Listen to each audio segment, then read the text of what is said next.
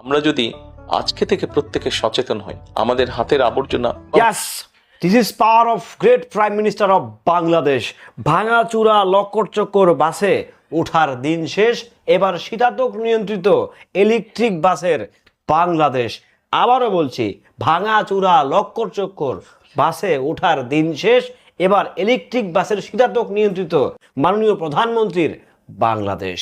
Hello everyone, আসসালামু আলাইকুম। শিমুল আছি আপনাদের সঙ্গে। 800 ইলেকট্রিক বাস বাংলাদেশে ঢুকছে পরিবেশ রক্ষা করার স্বার্থে, কিংবা এই এই ডিজেল গ্যাস বাঁচাতে ইলেকট্রিকের উপর নির্ভরশীল হতে বাংলাদেশে অলরেডি 800 বাস ঢোকার প্রস্তুতি নিচ্ছে।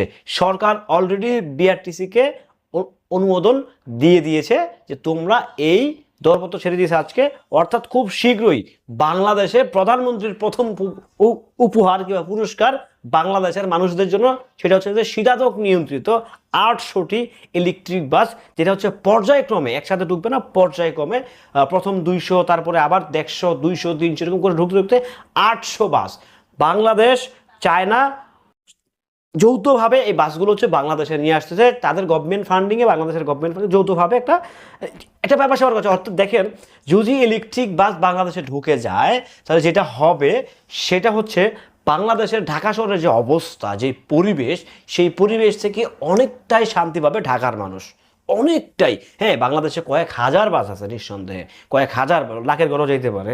সো ওইটাকে মাইনাস করতে হলে অবশ্যই এই বাসের সংখ্যা কোনো ডে বাই ডে ইমপ্রুভ করতে কিংবা বাড়াইতে হবে। কিন্তু সরকারের যে প্রথম যে লার্নিং কিংবা প্রথম যে স্টার্টিং, যে 200 হচ্ছে ইলেকট্রিক বাস দিয়ে বাংলাদেশের ঢাকাতে কন্ট্রোল করা, এটা সত্যি কথা বলতে আমাদের দেশের জন্য একটা যে উন্নতশীলের দেশের দিকে যে ধাবিত হচ্ছে বাংলাদেশ, এইটার দিকে জাস্ট একটা স্টার্টিং পয়েন্ট আমি বলবো যে বর্তমান প্রধানমন্ত্রী, জনগণের ভোটে নির্বাচিত প্রধানমন্ত্রী, জনবান্ধব প্রধানমন্ত্রী, যিনি দুঃখ বোঝেন, প্রধানমন্ত্রী জনাব তারেক রহমান, ওনার নেতৃত্বে এটা একটা আমি বলবো যে লাক্সারিয়াস বাংলাদেশের পথে হাঁটছে। তেল মারছি না ভাই, বাংলাদেশের আগে পরে ইলেকট্রিক বাস আসে নাই। আর ইলেকট্রিক বাস কিন্তু পরিবেশের জন্য সত্যি অনেক বেশি শান্তিদায়ক। মানে ঘ্যাডর ধোয়া উঠবে না, সাইলেন্সার পাইপ থেকে গরম হবে না, মানে তেল পুড়বে না, গ্যাস পুড়বে না, মানে পরিবেশ যেরকম বাঁচাবে, সেরকমভাবে আপনার দেশের যে প্রাকৃতিক যে সম্পদগুলো আছে সেগুলোকেও কিন্তু সেভ করবে। সো সেই জায়গা থেকে আমি চাই যে একের পর এক ডে বাই ডে আস্তে আস্তে, বাংলাদেশ পুরাটা তো সম্ভব না, আস্তে আস্তে ধাপে ধাপে ইলেকট্রিক বাসের উপর নির্ভরশীল হোক।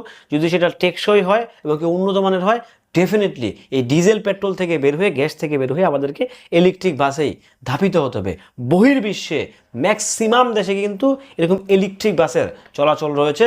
নট অনলি চলাচল, অনেক দেশের 70 ভাগ থেকে 80 ভাগ ইলেকট্রিক বাসের চলাচল থাকে। সো যাই হোক, আমি অত্যন্ত খুশি বর্তমান সরকার এই বাসটি বাংলাদেশকে উপহার দিচ্ছে। এটা সত্যি একটা আউটস্ট্যান্ডিং। অবশ্যই এটা আমার আপনার টাকায় হচ্ছে, বাট সরকার কিন্তু উদ্যোগটা নিচ্ছে। ভালো থাকবেন, সুস্থ থাকবেন। আপডেটটি কেমন ছিল কমেন্ট করে জানিয়ে যাবেন।